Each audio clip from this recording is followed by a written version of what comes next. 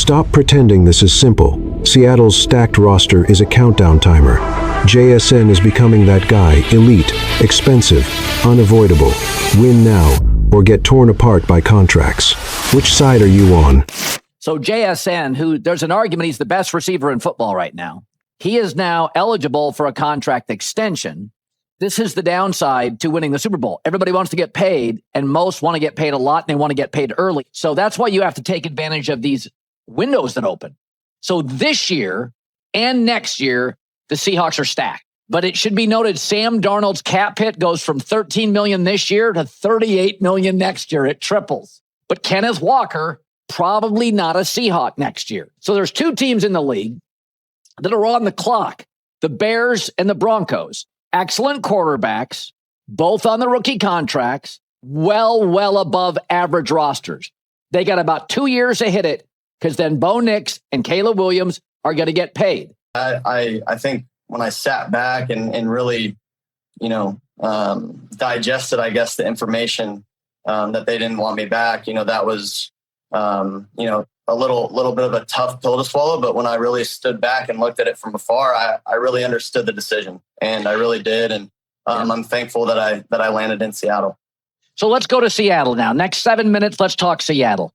First practice or two with JSN. Nobody knew he was a number one. He's talented. We all watched him. He had about 60 catches his first year, and all of a sudden it's his second year. And all of a sudden now Sam Darnold, you got the second youngest team in the league, the Green Bay. You played JSN. Your first moment you realized, oh, wow, he is something else. How long did it take you? Oh, man. Yeah, it was. So OTAs, he was always special, running around doing his thing. But, that early on in the process, as a receiver especially, you don't want to, you're going about 80-85% most of the time. And I remember we came out to LA and did some throwing in the off season with the guys right before training camp. And, I'd kind of seen him move around for the last couple months. And then, I had one of my other buddies that just came in through with us because I needed an extra arm. And he was like, dude, this guy is different. Like the way that he moves around and the way that he gets in and out of cuts, like he doesn't cut the way that I feel like you normally teach a receiver. He's very kind of rounded off, but he doesn't lose speed in and out of cuts. Yeah. And I think that's one of his specialties. And that's something as well that I kind of got to witness firsthand with Justin Jefferson. Like there's a lot of similarities there with kind of the way that they run routes. But JSN, I think another superpower that he has, he's a lot stronger than people think. Yeah. He's got a really strong lower body. And once he gets the ball in his hands, he can do a lot, with the ball in his hands, making, guys miss and being more physical than DBs. Sam, people said, well, Sam Darnold didn't do a ton in the Super Bowl. And I said, folks, Sam Darnold did what Brady did. Two of Brady's Super Bowls, he threw for under 200 yards. I said, Sam didn't have a turnover in the playoffs in the superior NFC. Only Breeze, Aikman, you, and one other quarterback, I think Steve Young's ever done that. When you got to the Super Bowl, did Mike McDonald, those 2 weeks of practice, did he just tell you, Sam, listen, we're going to win this game. We just got to make smart decisions. Did you have a different feel coming into the Super Bowl, or did the game work the way you thought it would? It's just one of those things that, the head coach doesn't have to say anything to me about taking care of the football. That's very obvious. And I'm well aware of the defense that we have, how special that group is. But I think the higher the stakes, the more prevalent and the more important the ball is. And that's not to say it's not important during the regular season. But, I think, and at the same time, like there were a lot of throws I'd like to have back in that Super Bowl. I missed a touchdown to Jax right before the halftime. I missed Cooper on a couple throws. Cooper made some incredible catches in that game. Just, having my back that way, like, there was a deep ball, or I guess early on I was scrambling out to my left and Jax he would have been wide open for a touchdown, and I just kind of overthrew it a little bit. But so there are a few throws that I'd like to have back in that game. But I think going into that game and just going into, the latter half of the season, I knew that it would be very important to just take care of the football. I remember a game when you were at USC. You went up to Washington and beat the Huskies, and you were really good. You were. I remember that game well. Tell people what it's like. Now you're back on the West Coast. You're in Seattle. They were the biggest USC rival. It was the Ducks and the Huskies. About playing in Seattle. What is it like? Oh man, yeah, I remember that game very vividly. I think they were 2 or 3 in the country, maybe 4. Had studs all around. Dante Pest, John Ross, Jake Browning, had a ton of dudes on defense. Buda Baker, all those guys. The list goes on and on. But just going into that stadium, it was electric, man. You had that purple cloud of dust, welcoming you as the Huskies jogged onto the field. And, it was that typical Seattle weather. Kind of later in the season, it was gray, a little chilly.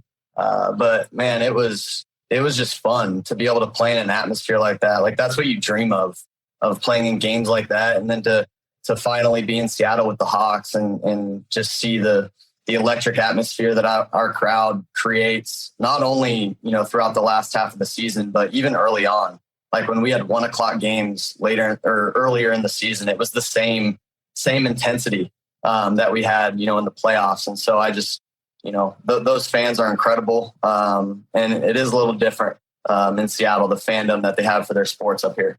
Yeah, they kind of feel forgotten. They feel geographically isolated, so they got a chip on their shoulder. They get lubricated in the pregame, and they let you hear it for the next 5 hours. Listen, we got to run, and he just didn't have it initially. He now does, and I've told the story where John Schneider, the GM, at one point said, "Man, what is it about fans and the media and Sam Darnold? Like the guy is good. We watch him every day at practice. Like we can win a Super Bowl with Sam Darnold. He's good."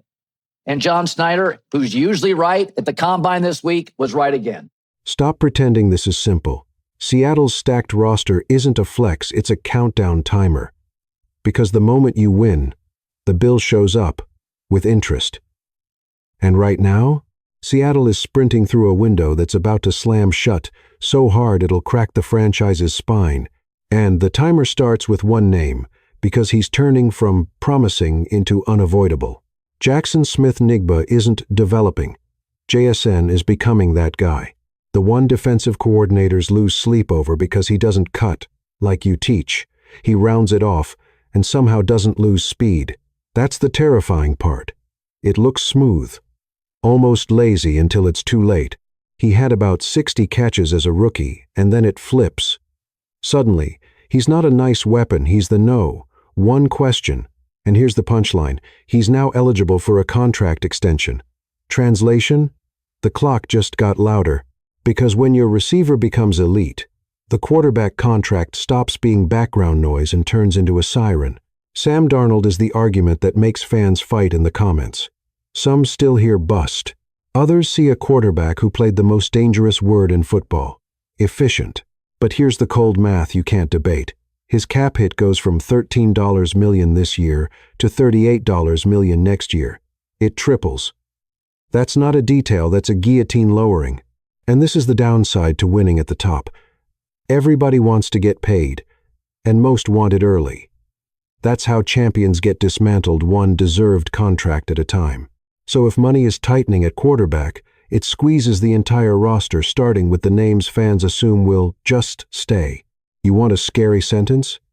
Kenneth Walker probably not a Seahawk next year. That's not hate. That's the structure of the league. When the quarterback number balloons and the receiver becomes elite, someone gets pushed off the edge. And here's where Seattle becomes controversial. The Seahawks aren't built on hype, they're built on discipline. That sounds boring until it starts shredding teams. One tiny move, defenders hesitate, refs freeze. The offense hits you like a trapdoor opening under your feet. And Seattle isn't the only team racing the clock, because the league has 2 other rosters living on borrowed time. There are 2 teams on the clock, and everybody knows it. The Bears and the Broncos. Rookie contract quarterbacks, above average rosters, and about 2 years to hit the jackpot because then those quarterbacks get paid and the whole structure starts bleeding. That's why Seattle is terrifying right now. Because if the Seahawks cash in while Darnold is still manageable and JSN is still affordable, they don't just win, but They prove the NFL's favorite myth is dead. Hype doesn't win, discipline does. So I'm asking you straight.